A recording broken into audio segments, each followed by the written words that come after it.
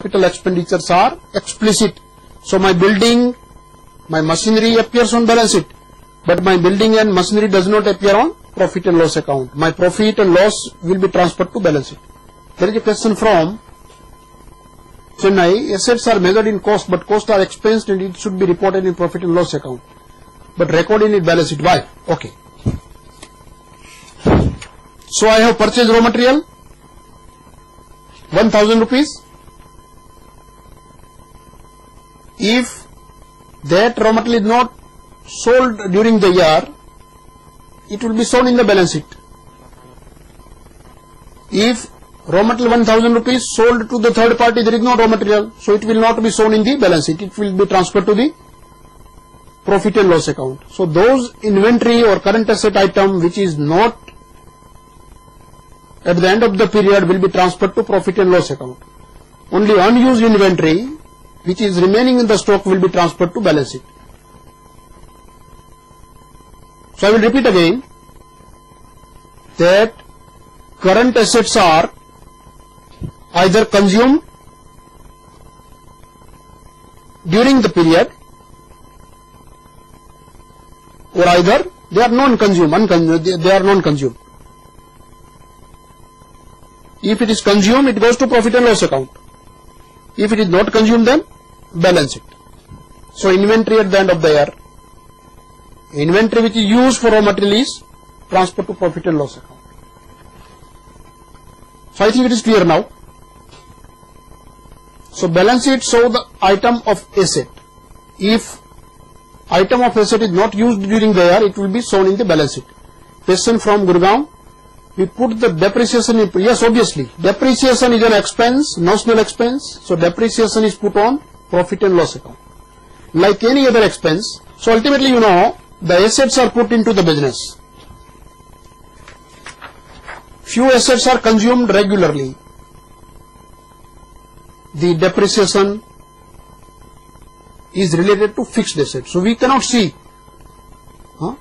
You distinguish raw material versus a machine. We consume raw material, we can precisely measure that 1000 kilometer raw material, 800 kilogram has been consumed. So at the end of the year, 200 kilogram remains as an inventory on balance sheet. But machine we cannot precisely measure. So we estimate what is the loss of value. And this loss is due to wear and tear, because I use machine, because of efflux of time. As the time pass, even a new car without use, after 6 months, after 1 year, lose value because efflux of time. And because of obsolescence, because technology and model change, the value change. So this is measured in terms of depreciation. So depreciation is also an expense, but that expense is notional expense. It is not real expense. It is merely imaginary expense. It is estimated expense. But over a period of time, if I purchase a machine, if the life of machine is 8 years or 10 years, I have to recover the cost of the machine from my business operations. Otherwise, I will suffer the loss. So depreciation is an expense. It is shown in the profit and loss account. So next concept, which is very much relevant, is the going concern concept. Going concern concept says that value of the asset is measured on the basis of assumption that business will continue its operation.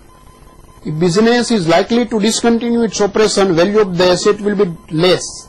Say for example, if you are a textile mill, chimney of textile mill or road of textile mill has only value if the mill continue its business. So valuation of business is on the assumption that business will continue. In any circumstances, if business is likely to discontinue, then valuation will be different. So there are many assets which has only value if business is continuing its operation. Similarly, I had given example of deferred revenue expenditure like advertisement expenses. I have incurred expenses related to advertisement. I can only get benefit if I continue business. If I discontinue business, then I will lose the benefit I am expecting to get. Therefore, going concern concept says that if nothing is mentioned, you can assume that business is likely to continue its operation, and value of the asset is on the assumption that business will continue its operation. If circumstances are opposite to that, you will make a re-evaluation of the asset. The next concept that we have already referred, dual aspect concept, says that each particular transaction has double effect. Now this effect may be either on the asset side of the balance sheet, as I have mentioned earlier, or it may be related to asset and liability. Say for example, we will take first example, asset case 100 rupees. Transaction is we have purchased raw material from cash. So cash decrease 50, raw material 50. So effect here is only on asset side. Say for example, same material has been purchased on credit, then asset case 100 rupees, raw material 50 rupees, here liability will increase. In the previous case, raw material increase, cash is decrease. Here raw material increase, liability also increase. The third situation where, say for example, I have suffered a loss, so that will reflect to not asset and liability, but it is related to profit and loss account. Similarly, I have earned some income. In that case also, the relation is between asset and profit and loss account. So transaction effect 2 either on the same side of the asset, or either asset and liability side, or either asset or liability side with the profit and loss account. The next set of accounting concepts is related to accounting period. So we report profit for a particular given period. In India, generally financial year is the standard period for which we report our performance. But it is not necessary that profit may be also measured quarterly or half yearly for internal purpose, and for external reporting, say for example, listed company need to report their profit audited or unaudited 6 monthly or quarterly. So profit is reported on a given period. So this concept says that rather than